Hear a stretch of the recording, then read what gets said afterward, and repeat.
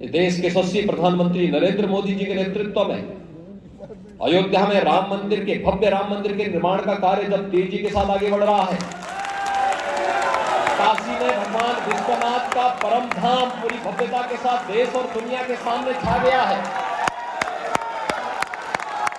इस देश की कुटिल राजनीति को धिक्कारते हुए अटल जी ने इस बात को कहा था, उस समय भी कहा था, बहुत ही शालीनता के साथ उन्होंने कहा था, जो लोग इस देश के मूल परंपरा को धिक्कारते थे, कोसते थे, हमेशा गाली देते थे, हिंदुओं को सांप्रदायिकता का पर्याय मानते थे, उनको भी धिक्कारते हुए अटल जी ने कहा था, हिंदू तन मन हिंदू जीवन, रग रग हिंदू मेरा परिचय। यह भी केवल अटल जी ही कह सकते थे, अटल जी ही बोल सकते थे।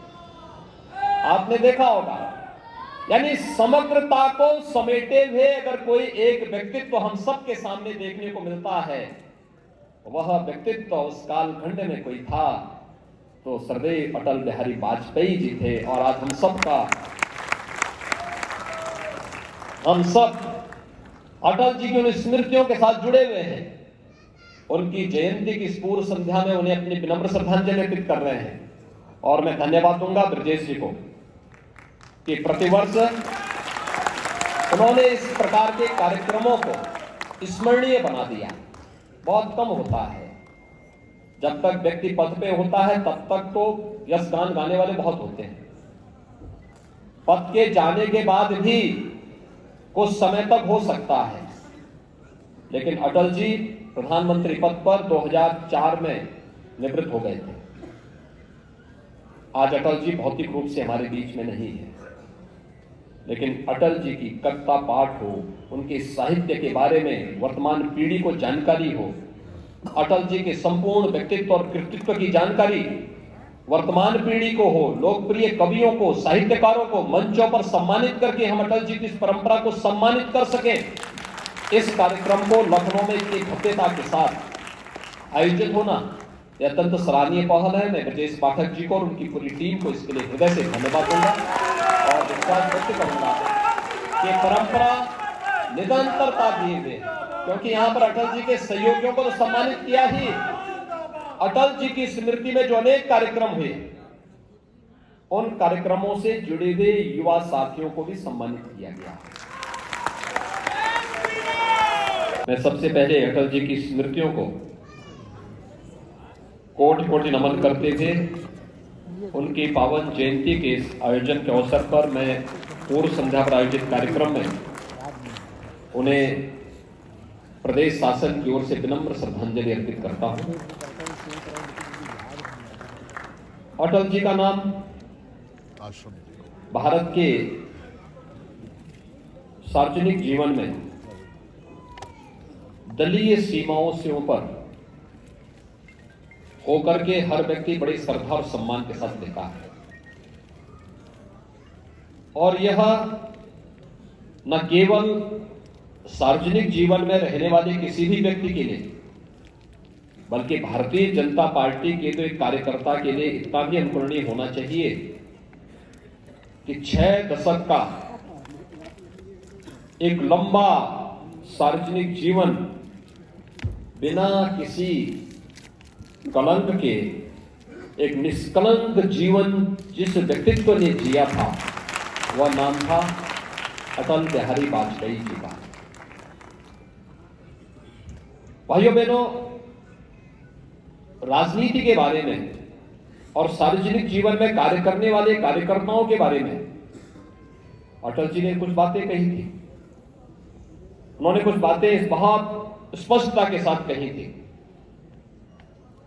और उन्होंने कहा था कि सिद्धांत विहीन राजनीति मौत का फंदा होता है।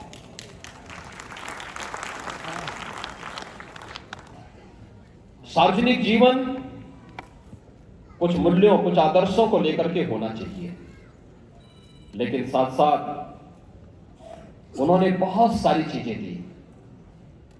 अब देखिए, एक एक उनकी पंक्ति और साहित्य के प्रति उनका जो भाव था, किस रूप में हर एक नागरिक को झकझोरता था, उनकी एक पंक्ति बहुत कुछ कह जाती थी, सब कुछ कह जाती थी। और इसीलिए अटल जी हुए।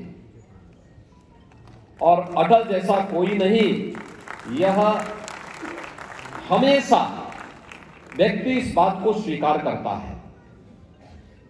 और सदैव अटल जी का नाम जब आता है, हर व्यक्ति, हर तबके का व्यक्ति, वो बीजेपी का समर्थक हो, बीजेपी का विरोधी हो, वह सत्ताधारी हो, विपक्ष का हो, वह किसी भी उम्र का हो,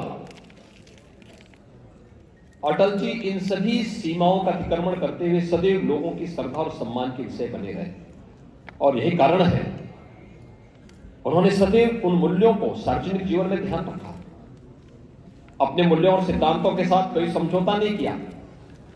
लेकिन जब मानवीय संवेदना की बात आती थी तो ये अटल जी ही बोल सकते थे कि आदमी न ऊंचा होता है, न नीचा होता है, न बड़ा होता है, न छोटा होता है, आदमी सिर्फ आदमी होता है। केवल अटल जी ही बोल सकते थे। हर व्यक्ति जानता है, राजनीति में कार्य करने वाले कार्यकर्ता, सार्वजनिक जीवन में कार्य करने वाले लोगों की बड़ी अभिलाषाएं होती हैं। और 4 साल तक हर व्यक्ति शांत रहता है, लेकिन 5वें साल वो सब उबाल खाने लगता है।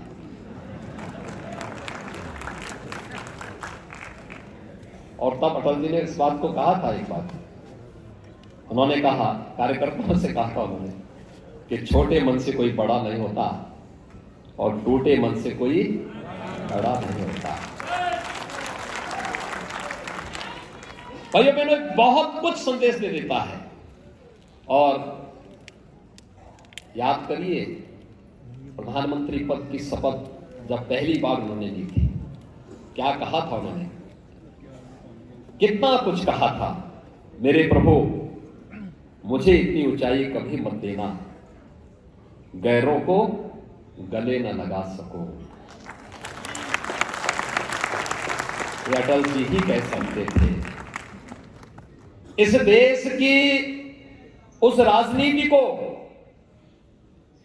जो राजनीति इस भारत की मूल परंपरा को सदैव कोसती थी,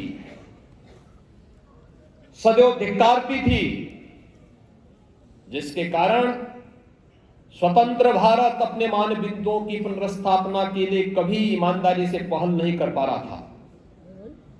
आज नहीं तो लोग ये मान लेते हैं कि एक उम्र के बाद कोई व्यक्ति बुजुर्ग होता है, लोग मानते हैं कि उन बुजुर्गों को सम्मानित करना है। युवा छूट जाता था, या युवा है तो वह बुजुर्गों को छोड़ देता था। लेकिन ब्रजेश जी ने दोनों के बीच में संतुलन बनाए रखा है। मंच पर मैं देख रहा था, एक तरफ युवा सम्मानित हो रहे थे, दूसरी तरफ अटल जी के सहयोगी भी सम्मानित हो रहे थे। अच्छा प्रयास है, अच्छा संतुलन है। ब्रजेश जी, आपको धन्यवाद और आपकी पूरी टीम का मैं अभिनंदन करता हूं। और सदैव अटल जी को एक बार फिर से उनकी स्मृतियों को कोटि कोटि नमन करते हुए विनम्र श्रद्धांजलि अर्पित करता हूं। धन्यवाद। जय हिंद। बहुत बहुत साधुवाद माननीय मुख्यमंत्री महोदय को। और अब बस एक संक्षिप्त सा कार्यक्रम